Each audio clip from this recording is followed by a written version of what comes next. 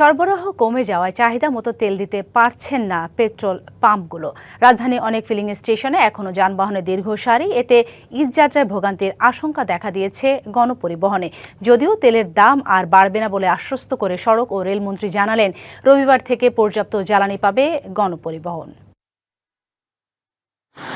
সরকারের পক্ষ থেকে জ্বালানি সংকট নেই দাবি করা হলেও শুক্রবার রাজধানীর ফিলিং স্টেশনে দেখা গেছে গাড়ির লম্বা সারি। তেল না থাকার অজুহাতে বন্ধ অনেক পাম্প।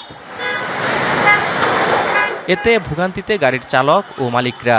দীর্ঘক্ষণ সিরিয়ালে দাঁড়ায় থেকে তেল নিতেছি, 200 টাকা 300 টাকার তেল দেয়। আমাদের দরকার হলো অকটেন, এখানে পেট্রোল দিচ্ছে, তারপর গাড়ি তো চলবে। ওনারা বলে তো তেলের সরবরাহ নাই, সরবরাহ থাকলে দেওয়া যাবে।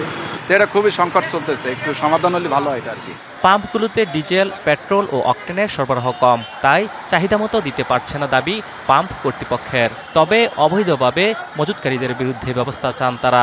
সরবরাহ দিচ্ছে সরকার, দিচ্ছে না, ডিপো থেকে দিচ্ছে না, আমাদের কোটা করে দিচ্ছে। যেমন আজকে আমরা 5000 ডিজেল পেয়েছি, 5000 পেট্রোল পেয়েছি। আজকে আমাদেরকে অকটেন দেয় না, আজকে আমাদের দিচ্ছে ডিজেল আর পেট্রোল। কালকে যদি অকটেন আসে, কালকে আমরা অকটেন দিব। সরকার যদি আমাদেরকে একটু সহযোগিতা করে, এই যে আমি সেনা মোতায়েন চাইছি।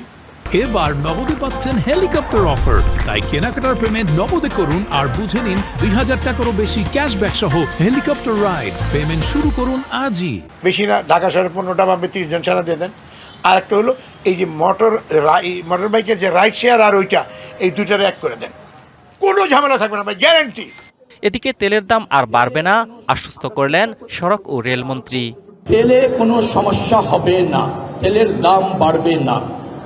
বিশেষ করে পাবলিক পরিবহন যারা যেগুলি আছে, 15 তারিখ থেকে তারা প্রয়োজন মতো তেল অবাধে পাবে, যতটুকু প্রয়োজন সেটা ইনশিওর করা হয়েছে।